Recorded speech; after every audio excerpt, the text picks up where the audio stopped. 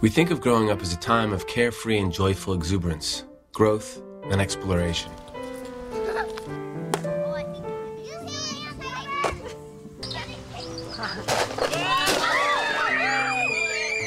A time when children start each new day with a sense of wonder and curiosity about what life may bring them and what they may bring to the world.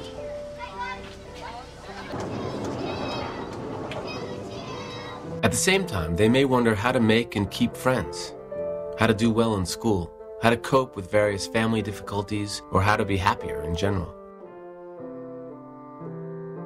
Many times, these concerns can become overwhelming, and children may lose a sense of their own inherent good qualities.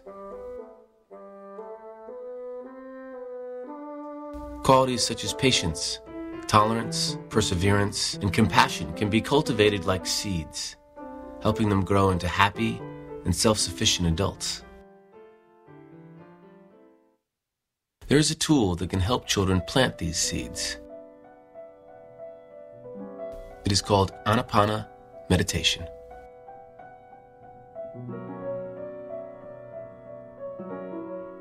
Anapana is a simple concentration technique which actually means incoming and outgoing breath. The technique was happened upon by a boy who had come to be known as the Buddha. While sitting under a tree when he was about 5 or 6 years old, the boy began to spontaneously observe his natural breathing. Later, he would use anapana on his way toward enlightenment and the discovery of Vipassana meditation. Through practicing anapana, children begin to learn how the breath is intricately connected to their state of mind. Meditation teacher S.N. Goenka of India developed this anapana program for children after many of his students requested it. Mr. Goenka learned the practice of anapana and vipassana through his teacher, Sayaji Ubakin of Myanmar. There are now over 200 Vipassana centers around the world offering both 10-day Vipassana courses for adults as well as short anapana courses for children and teenagers. When children and teens come to the course, they agree to observe 5 promises throughout the course. And one of them is to not drink alcohol or drugs. No harsh words, lies, backbiting. Yeah. I forgot the other one. Another one is to not kill. And no misconduct. Yeah. Another one is to not steal. Another one is to not push or harm.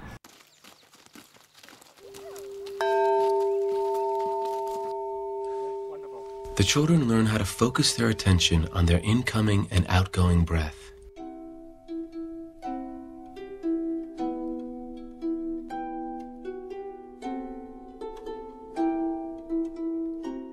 While trying to do this, the children begin to face the many distractions that begin arising for them.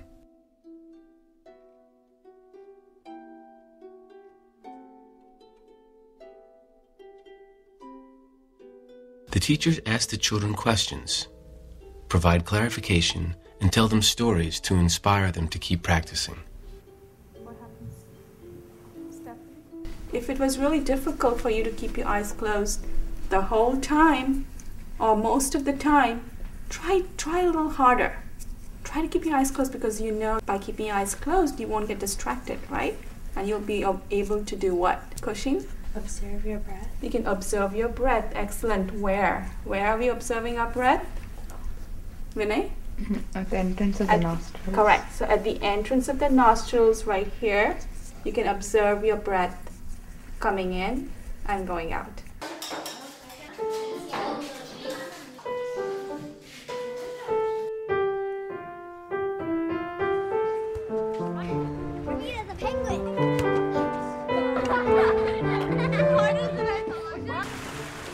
The outdoor playtime allows children to relax and try to integrate what they are learning in the meditation hall.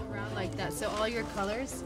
Take the water off, and then we use the ruler and we straighten the edges out. On my first and second courses, I would open my eyes a lot and say, what's going on? And how long were we meditating? Now I found it easier to concentrate. Even though some things might disturb you, it's a lot easier than before. It's a technique to observe natural breathing. It's a purely non-sectarian meditation technique. When they first said it to me, I didn't really understand it. I was like, okay, I'm going to focus on my nose. All right, and it didn't really work and stuff, but you got to focus on the breathing. It's not just focusing on the breathing, it's a focusing of the now. I like the arts and crafts and making new friends and people, but I also like meditating too because it helps me have more patience with my sisters and it just calms me down. This is my fifth. We've been to one in Australia. I've been to two in Australia. They actually see the results, my children, from what they've done with the children's courses. It makes the parents' life easier too, I think, than having to discipline them so much and having to down the line actually put a wall between you and them by being the bad person, by saying, no, you can't, you have the wisdom, but they don't essentially. But the wisdom that they learn from themselves is, I think, a much better wisdom, knowing that their choices are not the best sometimes and learning from it. I think it's a real gift to give children the awareness of respiration. Children won't naturally come to that themselves, so being given this tool to observe the breath is, I think, key, because that connection between the mind and the breath is something that the child can take with him or her wherever they go. After serving these courses for a few years, you see the children come in when they are 8 years old and often unable to even keep the eyes closed. And I've seen those children go from being 8 to being teenagers, and it's this wonderful opportunity for us to serve children and accompany them through this path of development.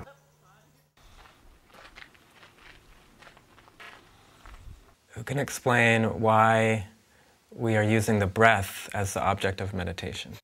It's directly linked to your mind. If your mind's agitated, like you're angry or you're sad or something, your breathing patterns usually reflect that. Like if you're angry, you might be huffing and puffing, while if you're tranquil and calm, your breathing is natural also.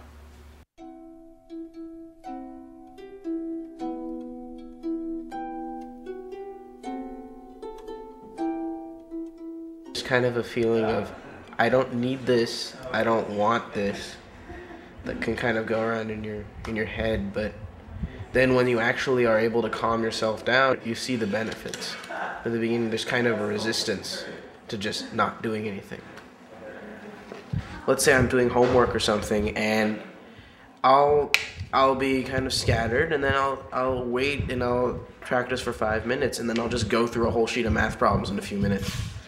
Just because you're so centered and your mind is so powerful when you're so centered. Yeah. When he would act in a play, things in which he's seen by a lot of other people, that's a stress situation. I would often see him sort of taking a break and doing a little anapana. I didn't know he does that. I mean, just by surprise, I just kind of got to know that he does that. So all I came to know was it became a resource for him, among the other resources he has. Mm-hmm. And he was beginning to use it as and when it would make sense to him. It's been really nice to see kids develop and then continue and even start adult 10-day courses. We've seen that happen too.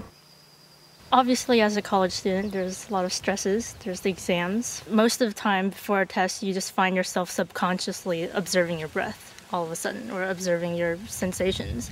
And it's just something that you've been trained as a little kid to do, and now it just comes like second nature, and it just happens. And that really helps. You know, I can observe the differences between myself and my friends who's completely neurotic before tests. And I'm just like, okay, whatever, let's take the test and see what happens. So, yeah. Being able to just sit down and have that quiet time when you're focusing on your breath, it was sort of like a calming exercise. And that, you could bring that back to your house. My mom was diagnosed with cancer for about 8 years before she passed away, and through that whole time of me growing up, she would really take what you learn at a 10-day course or the values you learn in a children's course, and she just used it in her day-to-day life every day. That really helped me be okay with her being so sick because she was so strong about it. She would always tell us that, you know, everything's changing all the time, and she'd be very equanimous and just so inspiring that it made it easier to deal with.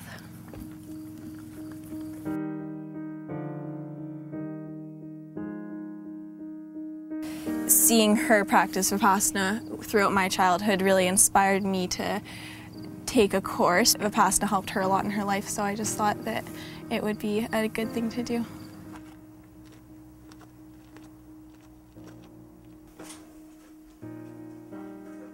Meditation is supposed to help me find out what the truth is, like why is this way, or why should we do this? It helps me to calm down even when I'm really angry. I usually do find that, oh my God, I'm angry, I'm gonna try to calm down. It won't be like straight away, oh, I'm angry, calm down. It takes a while, but I still observe my breath after a while. It helps me feel like I'm doing something wrong and I shouldn't do it. It helps me get more motivated into saying we should stop arguing or find a compromise. We can see a remarkable change in her, that she's more compassionate with brother, with her classmates, friends. She's more compassionate, helping them. Just by helping others, it doesn't only make them feel better, I also feel special in a way.